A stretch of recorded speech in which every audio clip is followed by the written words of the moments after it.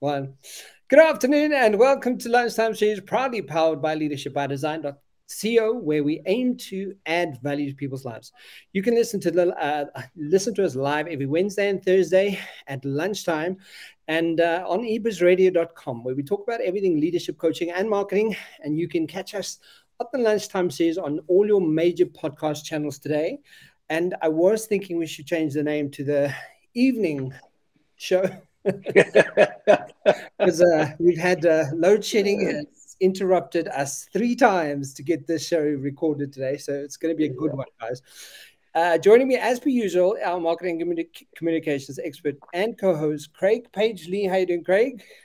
Kevin, yeah, I'm great. Thanks. Always good to be chatting. And as you mentioned, third time lucky today.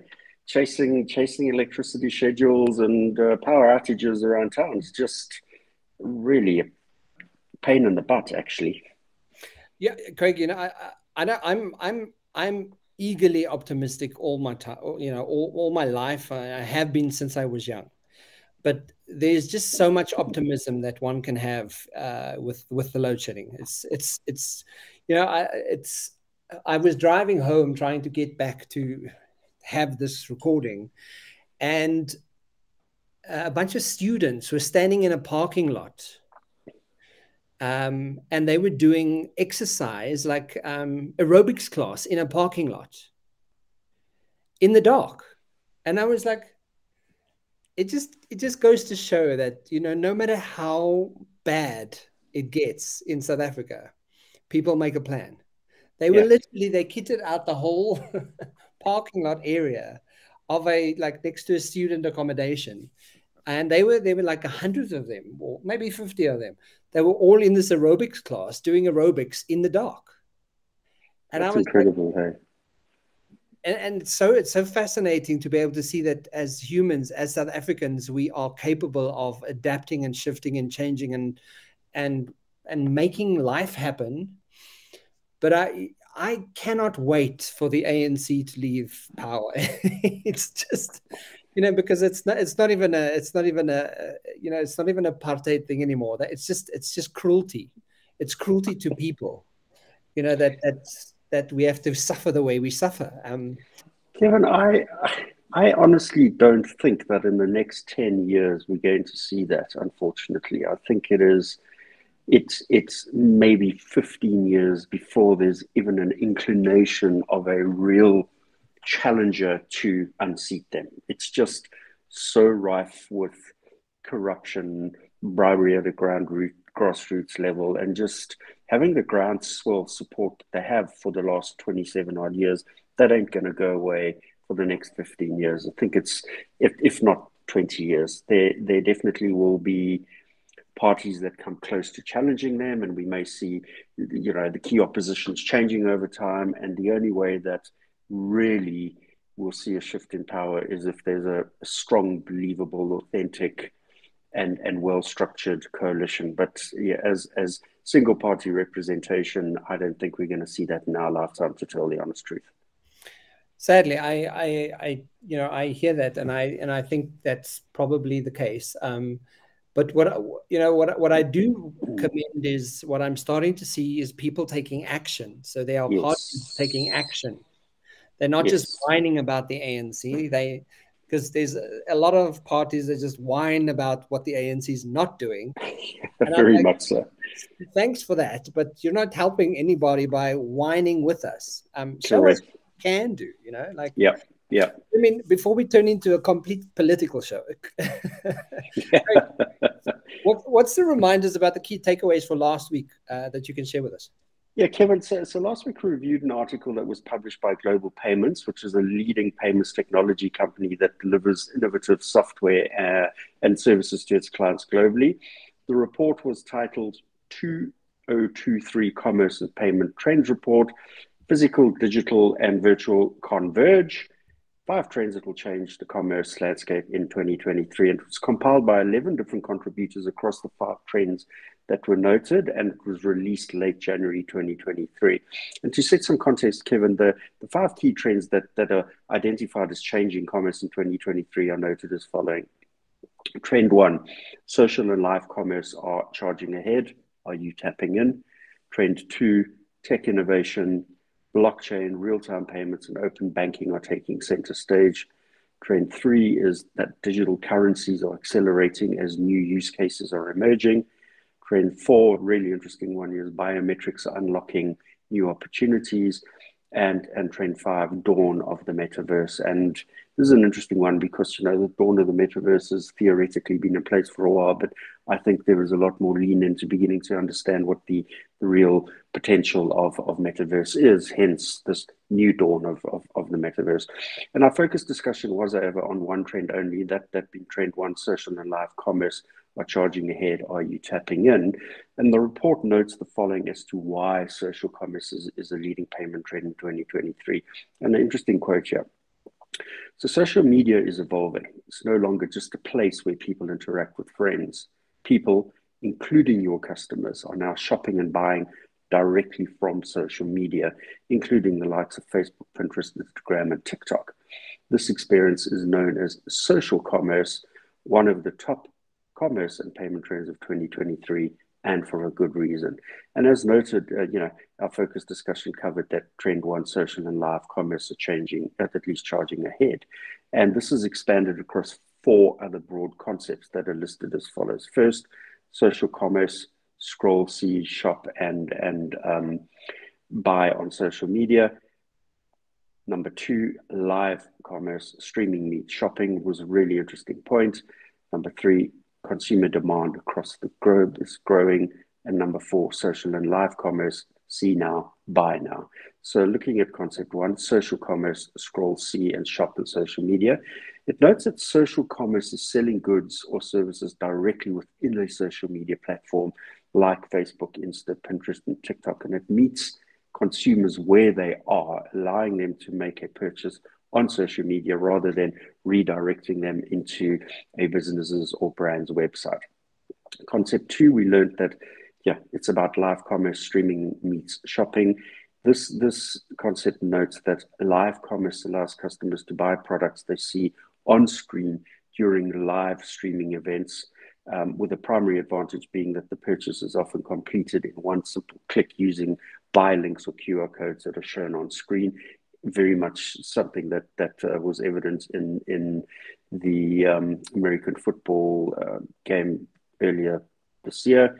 Concept 3, consumers' demand across the globe, notes that while live commerce is global, it's the real greatest growth is evident in China, with the market estimated to grow at a compound annual growth rate, take note of 58.3% over the next 3 years, Kevin.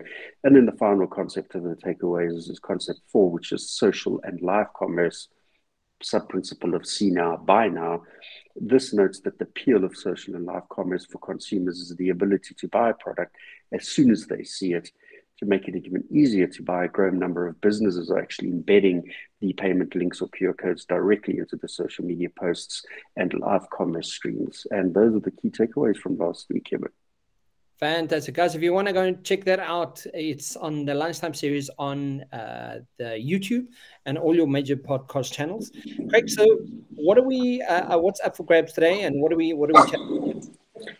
Kevin, so I want to continue with the theme of trends affecting the brands, businesses, and obviously actually our lives this year and into the future. And this time looking at another great report, which is published by Euromonitor International. And, you know, we've, over the last 2 years, covered some really great content from this producer.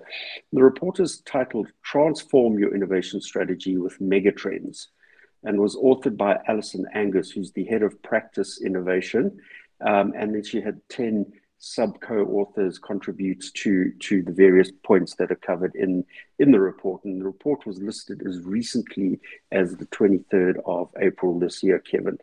What's really interesting here is megatrends are defined as long-term, consumer-driven trends that disrupt industries globally.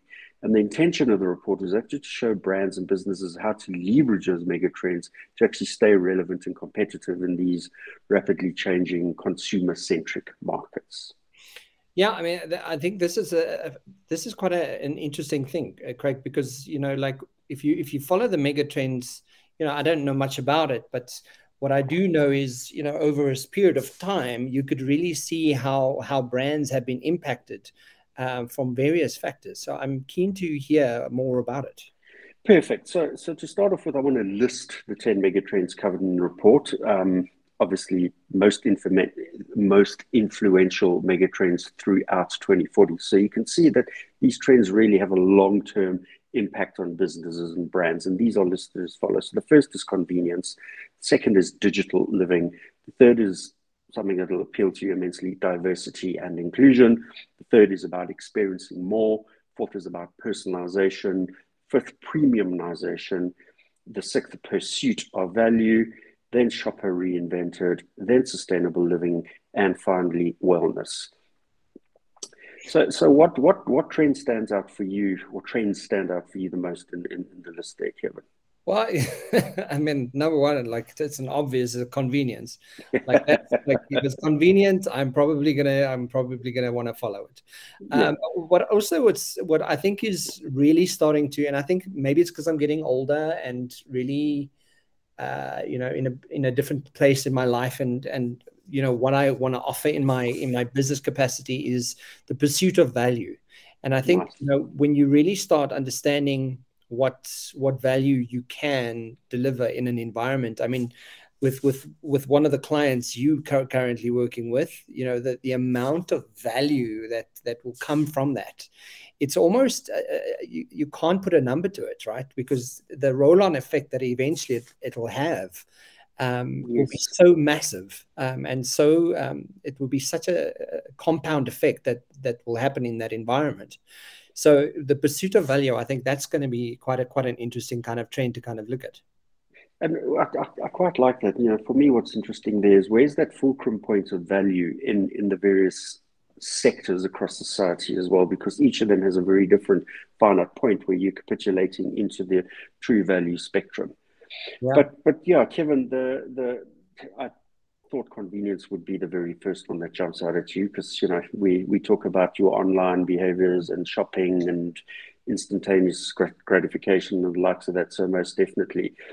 But it is impossible to cover all of those trends in sufficient detail in the show, so I'm actually going to focus only on 4 key trends today. And actually these are the trends that stand out for me the most, but also the reason being that they have some intrinsic linkage to each other, or at least association with each other. And the first being digital living. Secondly, yes, the one that appeals to you, convenience. Third, experience more. And fourth, personalization.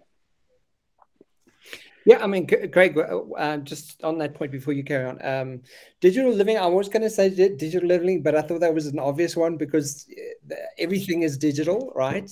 But it's smack bang in our faces right now. You can't get away from digital living. It's next best thing. Absolutely. But before diving into the detail behind those 4 trends, I want to mention that Euromonitor International used their passport platform to track the detail behind the trends.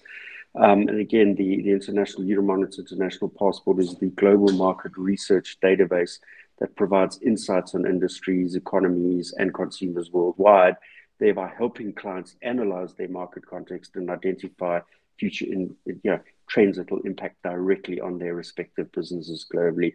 And then the report also provides a really great example of a simple yet effective worksheet that businesses can actually use to identify which of the trends actually have relevance to those respective organizations and what the biggest impact on their business is. An effective application of the worksheet will provide, to quote, answers and opportunities that will help grow your bottom line. Great, but I mean, in general, why do businesses, is it rely on megatrends, rely on megatrends? Rely on megatrends, yes. Kevin, primarily for one single purpose, that of strategic planning and being able to move away from the default of reactive execution that so many businesses find themselves into, one of actually proactive implementation, which is obviously on the back of thorough and rigorous strategic review and planning. And there's a great paragraph in the report that really brings us to life, and it goes as follows. A traditional market analysis helps you find gaps and pockets of growth, but you shouldn't base decisions solely off these insights. When you track megatrends, you're able to innovate for your customers and their evolving demands or values. And as you start to discover opportunities that could bring them long-term profit, in other words, the megatrends help direct the business along the right trajectory. So as a definition, the report also notes that mega trends are long-term. As I mentioned, this is looking to 2040 at least, and they pick up fundamental shifts in consumer behavior. They also tell you how consumers' values, priorities, and preferences are continuing to evolve, which obviously informs their lifestyles and consumption choices. The characteristics can overlap and intersect, but they can also be contradictory at times, with megatrends often transcending economic fluctuations, but significantly shaping market direction, the competitive landscapes, purchase habits, and obviously the bottom of all of that is profit. But these aren't overnight development, Kevin, particularly because they forward view of at least the next 15 to 17 years. Socioeconomic, technological, and environmental drivers are all underlying forces that actually shape and determine how these respective trends materialize. I don't have anything for you, Greg. So I want to cover the 4 trends that I mentioned earlier, and obviously starting with the center point for me, that being digital living, because this definitely sets the perfect platform to experience the other trends. And the first things it opens with the following statement: our world revolves around digital connectivity. Infrastructure is advancing at pace. Consumers expect in-person and online experiences to operate in tandem. Tech advancements continue to accelerate the digitalization of our daily routines, from the likes of shopping, socializing, work, education, limitless. We're able to partake in activities online that were once only accessible in person, and much more efficient at that. The shift to digital also paves the way for an inclusive global culture. For instance, take travel as an example. Trips abroad are less restricted because anyone can visit places virtually around the world. But what's really great about the report, Kevin, is it focuses on areas of innovation against each of the mega trends that were listed. And the focus areas for digital living are noted as follows. Firstly, it looks at the concept of personalized without compromise. And here, consumers expect digital experiences that are tailored to their individual interests. And this is where the big data piece really starts playing an important role, as granular insights actually are required to ensure that that best personalization delivery is achieved. And the caution here is obviously against the whole aspect of privacy, as this is really a key point, with first and third party data. The first step for any business or brand in this regard is to build trust with customers, offering value in exchange for their information. And once that's in place, the likes of AI can actually step in and be used to create more personalized solutions and effective targeted marketing. The second focus area is everything on demand. And, this is something that probably appealed to you immensely. On demand is in demand, as consumers are wanting immediate and reliable options, which require speed. The key requirement here is to close that gap between purchase execution and consumption. And here, businesses or brands will need to accommodate consumers that are accustomed to this level of service, with digital integration being key to ensure that they offer access and flexibility across the entire customer experience journey. Greg, so one of the things that stand out to me is as much as the on-demand is becoming the on-demand is in-demand kind of approach, isn't there an area that we need to be careful of? Because you kind of, that same behavior that we start having around having instant gratification, we start applying to just about everything, our relationships, our children, our work environments, and it becomes, if we look at, the Gen Zs and the millennials, the instant gratification of, like, why should I work for you? Like, they already question, they already have that behavioral trait. So as much as it is a mega trend, I think we need to really think from a, how It's such a good point you make, and I think it's a perfect segue to the next point, which is the trend titled convenience. And convenience here really is not instant gratification. It's a fundamentally different point, where in the opening statement it brings a bit more clarity around. So yes, time is a crucial commodity, and yes, every second counts. And yes, they're always looking for fast and easier solutions, but efficiency, immediacy, and simplicity make the core of this megatrends. Consumers are definitely demanding convenience across all aspects of their life, from each touch point of transaction. Whether the world's becoming more complex, they still want to see the streamlining and ease coming through. But that doesn't mean instant gratification. Convenience is a different construct in that regard. But in reality, what are consumers expecting? They do want access to everything, and they actually want it at any time and from any place. So you can see the construct of convenience being built in, as opposed to the instant gratification aspect. Instant gratification is, however, a requirement, but with minimal effort, and it's about easier and more seamless experiences. And there, again, going back to that sort of that fulcrum point, there will be a fulcrum point for every single engagement, where you're going to get to a point where it will become regressive and go back to more of the convenience, as opposed to, in my belief, more of the convenience as opposed to the instant gratification. Yeah. What's great here is the focus areas for innovation for convenience are structured around two concepts. The first being pricing, and here convenience does come at a cost, but unfortunately not everyone can afford it. That said, many consumers are actually paying more for this advantage, but it goes without saying that the increased expenses do need to be justified, even if you have a segment of community that is willing to pay the extra price. Shoppers, however, can continue to access benefits against price, which requires that businesses or brands need to create those solutions that are worth the level or the value of convenience. So it's not just about pushing out an offer and saying that you're bigger and better and more convenient and charging more. You've got to ensure that the value drivers of convenience are evident and demonstrated. The second principle here is around simple solutions. And as we're all striving to save time, brands need to understand the importance of convenience in making their consumers' lives easier. And to achieve this, they must provide streamlined, straightforward, and effortless solutions with immediacy as an endpoint. And a point that we've covered before in one of our discussions is the whole concept of subscriptions. And these are definitely opportunities to implement that sort of set and forget principle, where businesses or brands really don't need to think beyond the fact that they're meeting the demands of physical products and services that are in place on a regular basis to support customers' needs, and they see this as a differentiator. Yeah, the more, I mean, I know we've spoken about subscriptions before. Yes. But the more I pay attention to just very useful ways of making money, is subscription fee, from a coaching perspective and from a cash flow perspective, really, from a small business, subscription would be ideal. And that would be a simple solution that can just have that, as a mega trend. It's definitely something to kind of think, well, like, how do I get people to buy in on a consistent basis?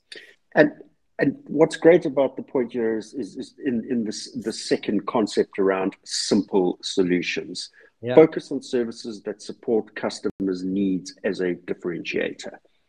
Yeah, absolutely. I love that. Yeah. So moving to the next trend here, Kevin, is about experience more. And this trend opens with the following statement: experiences are greater than possessions. And here consumers, and we're seeing this very much in the Gen Z millennial space as well, where consumers are putting more value in doing than owning. And this in itself has created a much higher standard of service. And we note that consumers won't settle for typical or basic because they want better. Now, it's interesting, better and convenience combined still doesn't mean instant gratification. And the key point to note here is that it's about high quality, it's about value-added interactions, it's about unique, captivating, curated, and entertainment-filled engagements with that product or service. And a beautiful concept here is digital storytelling, incremental benefits, purpose-driven initiatives, and new formats that can actually lean in and attract more customers to the brand in question. But the most important point here for me is that the entire experience has to be authentic, but layered with sensory and enriched experience as well. The focus areas for innovation around experience more are noted as two. First, less equals more. And I've always, as my architectural background, Miss Van der Rohe, less is more is one of those principal statements that we all, it's like the act of perfection. It's not what you can add to design to create perfection. It's when you can't take anything more away, you've got perfect. So in that instance, less is definitely more.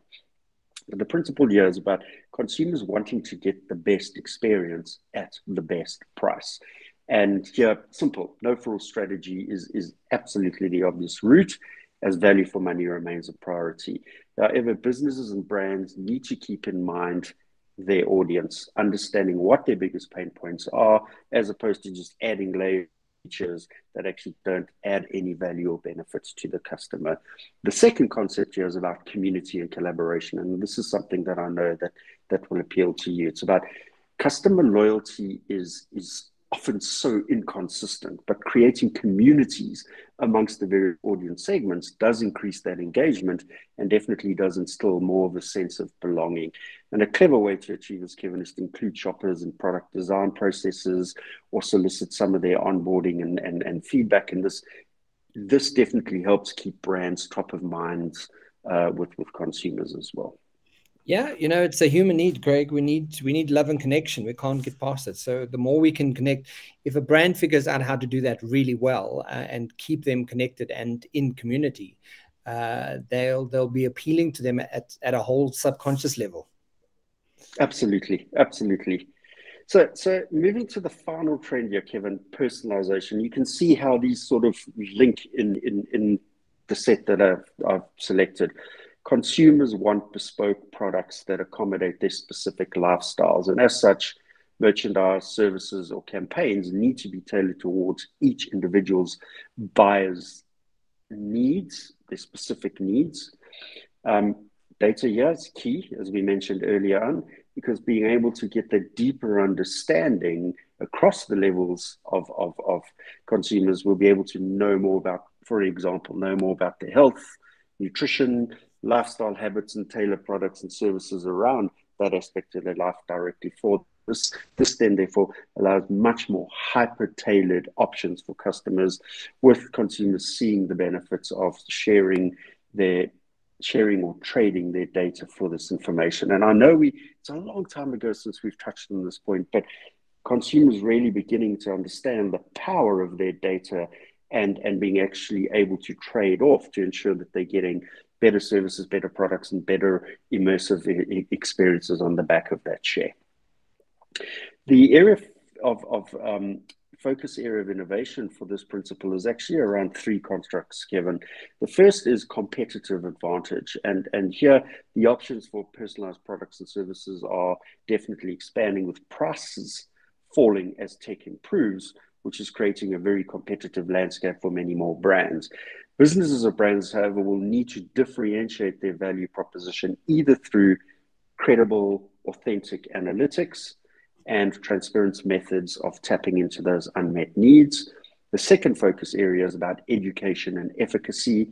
While consumers' interest in products is always on the rise, interestingly, knowledge about them is often limited, which means that consumers are often still skeptical. So targeting a broader audience requires education and transparency to generate those trust points. And one way to achieve this is through providing efficacy of the product or service in use and how it matches the respective individual's needs directly. And then the third focus area here is get ahead or get left behind. And yeah, as we would think that personalization remains a niche segment, but it's definitely shifting to a much broader mass market, with businesses or brands needing to invest if they want to play in this space, Kevin. And they should start with the tools that they already use, the likes of social media, run simple, cost-effective surveys or questionnaires that can actually be tailored, and then create and develop deep segment understanding for more effective personalized delivery, Kevin. Greg, it's so interesting because I'm just listening to these 3 points now, and personalization, it becomes a key differentiator to a large degree. And I mean, a couple of shows back, I think you used the word "be better than the best" or something like that.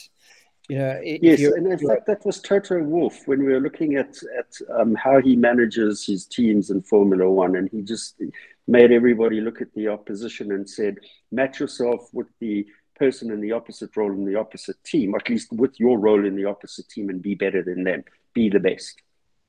yeah, and you know, that's stuck with me to such a degree that, you know, I'm constantly, every time I'm approaching a client, I mean, we just recently pitched for a large banking institute again, and I'm kind of going, what is that? I mean, it factor. What is the be better than the best kind of thing, you know? And how do you get ahead by being better? You know, just being absolute better than your competitor. So it's a nice three sort of way of really looking at, just has some reflection on what you're putting out there. Yeah, great. So in closing today, Kevin, what I want to do is, we're already at the end of the show. yes, I know, hey. Self, yeah. Okay, cool. Yes, please tell us. What are the key takeaways, Craig? Yeah. So I actually want to cover this section from the report titled "How to Use Megatrends for Strategic Planning," and yeah, so it's a really great portion within the report, and the content provides really simple and clear approach on how to actually gain best value for your business by following 4 easy steps, which are defined in the report, Kevin. The first one here is identify and prioritize.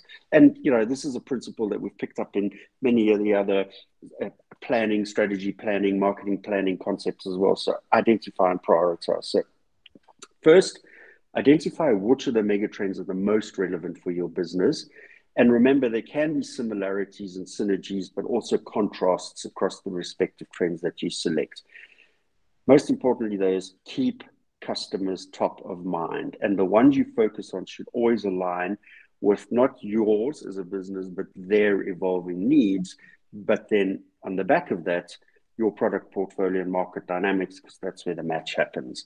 After you've identified your top trends, prioritize, because no organization, Kevin, irrespective of size, can actually address more than 3 or 4 of the mega trends at once. And, you know, important to know that megatrends are powerful forces. Concentrate on a few that best appeal to your brand. So your product development, acquisition, and marketing plans are therefore positioned for success. The second point of the 4 here is about assess. Evaluate the impact of each of your sectors or product categories. Yeah, you need to understand the quantitative shifts of the top drivers. For example, population, internet access, expenditure, race, religion, etc., etc., etc. These insights help you gain a much deeper understanding so that how your megatrends will evolve over time, and begin by focusing on specific consumer needs per megatrend and look for some of the relevant campaigns or case studies to see how each is actually materializing in the market, Kevin. The third point here is about build your innovation pipeline. And this is a great point. Once you've got that clear vision of growth potential in place, divide the opportunities into immediate and long-term pipeline. This is very much a principle that we spoke about when we're looking at the concept of resilience in business as well. Start with the initiatives that the existing portfolio and capabilities can capitalize on with a limited investment in immediate traction, and then plan for those longer term activations which require further exploration, often needing some investment as well, but all of this will help future-proof your brand. And then the fourth point here, Kevin, final point, is about review and evolve. It's an iterative process. Consumer behavior and priorities are as dynamic and change, as the world changes and as we're experiencing the world.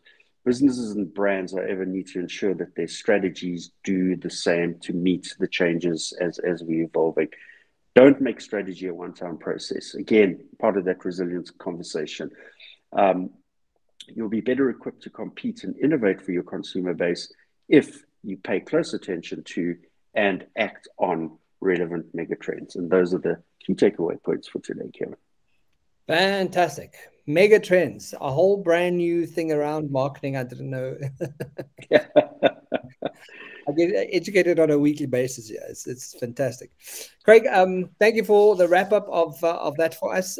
Guys, the quote for today, I was looking for something about resilience, and a nice quote says from P. Kinsellas: "Success is getting what you want, but happiness, no, that's not the one. That's not the one. We had that one last week. Yeah. Here it is. Enthusiasm is common, endurance is rare."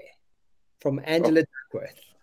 And it speaks to exactly what you and I have been going through today. So thank you, Craig. Thank you for the endurance, because it's a rare find where, you know, other people would have given up, you know, like 3 hours ago. And we endure it. So thank you for that. Guys, if you want to catch the Lunchtime series, please check it out on all your major podcast channels as well as YouTube. And yeah, we'd love to hear any comments and shares, and tell us what you want us to talk about, guys. Yes. We love some feedback, and yeah, we look forward to hearing from you. Craig, thank you so much. Yeah. We'll speak to you soon. Yeah, thank you, Kevin. Have a great end to this glorious day. Thanks. Ciao, ciao, bye.